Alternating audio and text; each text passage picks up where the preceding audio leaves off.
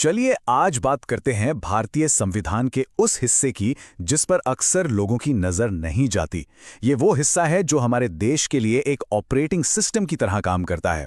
हम बात कर रहे हैं अनुच्छेद 361 से 375 की, जो संविधान के कुछ सबसे जरूरी लेकिन छिपे हुए कामों को संभालते हैं। तो यहाँ सबसे बड़ा सवाल ये उठता है कि कोई भी संविधान एक ही समय पर दो काम कैसे करता है। मतलब एक तरफ वो खुद को बचाता है और दूसरी तरफ वक्त के साथ बदलने की गुंजाइश भी रखता है। ये स्थिरता और लचीलेपन के बीच का एक बहुत ही नाजुक संतुलन है और आज हम यही देखेंगे कि भारतीय संविधान इस चुनौती का सामना कैसे करता है। इस पूरी कहानी को समझने के लिए हमने इसे 4 हिस्सों में बांटा है। सबसे पहले हम देखेंगे कि संविधान अपनी सुरक्षा कैसे करता है। फिर हम समझेंगे कि उसमें बदलाव की शक्ति कहाँ से आती है। इसके बाद हम जानेंगे कि इसने अतीत से भविष्य तक का सफर कैसे तय किया और आखिर में कुछ राज्यों के लिए बने खास प्रावधानों पर भी नजर डालेंगे। तो चलिए शुरू करते हैं पहले हिस्से से, जो है संविधान की अपनी ढाल। ये अनुच्छेद एक सुरक्षा कवच की तरह हैं जो ये पक्का करते हैं कि सरकार स्थिर रहे और देश की बड़ी संस्थाएं बिना किसी बाहरी दबाव के अपना काम कर सकें। जरा सोचिए, ये सिर्फ अलग अलग नियम नहीं हैं, बल्कि ये एक पूरी की पूरी सुरक्षा प्रणाली है। अनुच्छेद 361 राष्ट्रपति जैसे सर्वोच्च पदों को कानूनी कार्यवाही से बचाता है ताकि वे निडर होकर फैसले ले सकें। 361 ए मीडिया को सही रिपोर्टिंग की आज़ादी देता है। 361 बी दल बदल करने वालों को मंत्री बनने से रोककर राजनीतिक स्थिरता बनाए रखता है और 365 केंद्र को यह शक्ति देता है कि वो राज्यों को संवैधानिक व्यवस्था में बनाए रखें। यह बिल्कुल एक मल्टी लेवल डिफेंस सिस्टम जैसा है। अच्छा, तो संविधान अपनी रक्षा तो कर लेता है, लेकिन क्या वो वक्त के साथ बदल भी सकता है? यहीं पे हमारा दूसरा खंड आता है, बदलने की शक्ति। अब हम अनुच्छेद 368 पर ध्यान देंगे, जो संविधान में संशोधन यानी कि बदलाव करने की पूरी प्रक्रिया बताता है। ये जो सोच है ना, ये हमारे संविधान बनाने वालों के लिए बहुत अहम थी। वे एक ऐसा दस्तावेज बनाना चाहते थे जो स्थिर तो हो लेकिन पत्थर की लकीर न बन जाए। एक ऐसा जीवित दस्तावेज जो समय के साथ सांस ले सके और बदल सके। तो संविधान को बदलना मुमकिन तो है, पर इसे जानबूझकर मुश्किल बनाया गया है। कुछ छोटे मोटे बदलाव तो साधारण बहुमत से हो जाते हैं, लेकिन ज्यादातर बड़े बदलावों के लिए एक विशेष बहुमत की जरूरत होती है।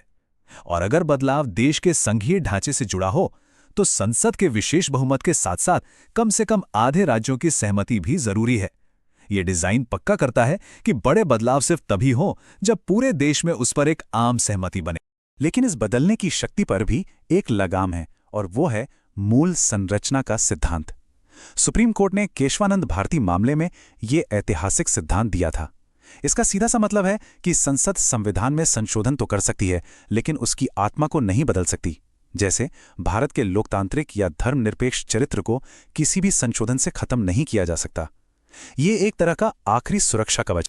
अब चलते हैं हमारे तीसरे हिस्से पर, जो अतीत और भविष्य को जोड़ता है। जरा सोचिए, जब भारत ब्रिटिश शासन से आजाद होकर एक नया गणराज्य बना, तो वो कितना बड़ा बदलाव रहा होगा। इन अनुच्छेदों ने यह पक्का किया कि ये बदलाव एकदम सहज हों और देश में कोई कानूनी खालीपन पैदा ना हो। यहां हम देख सकते हैं कि संविधान कैसे समय के साथ खुद को अपडेट करता है। अनुच्छेद 362 और 303 ए, जो रियासतों के राजाओं को मिले विशेषाधिकारों से जुड़े थे, 1971 में हटा दिए गए क्योंकि उनकी जरूरत खत्म हो गई थी। और हाल के सालों में अनुच्छेद 370 में भी बड़े बदलाव किए गए हैं। यह दिखाता है कि हमारा संविधान कितना अनुकूलनीय है।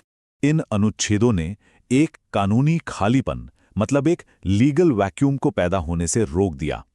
इन्होंने ये सुनिश्चित किया कि जब 26 जनवरी 1950 को नया संविधान लागू हुआ, तो देश बिना कानून के न रह जाए।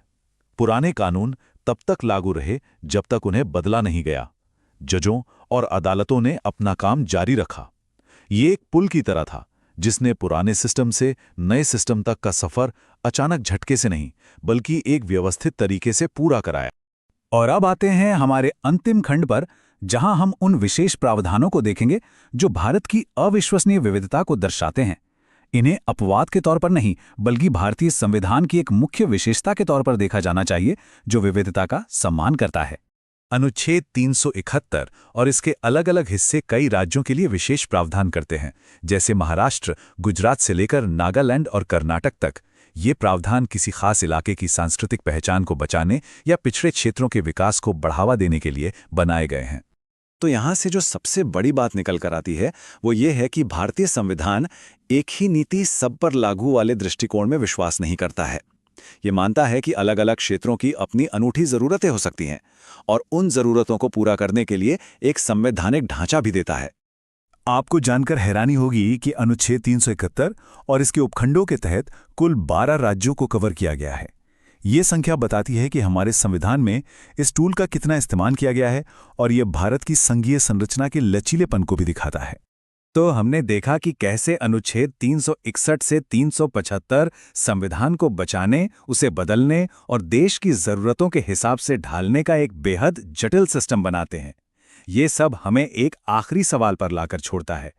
किसी भी देश के लिए अपने संविधान में स्थिरता और लचीलेपन के बीच ये सही संतुलन खोजना कितना ज़रूरी है? और क्या ये संतुलन कभी पूरी तरह से पाया भी जा सकता?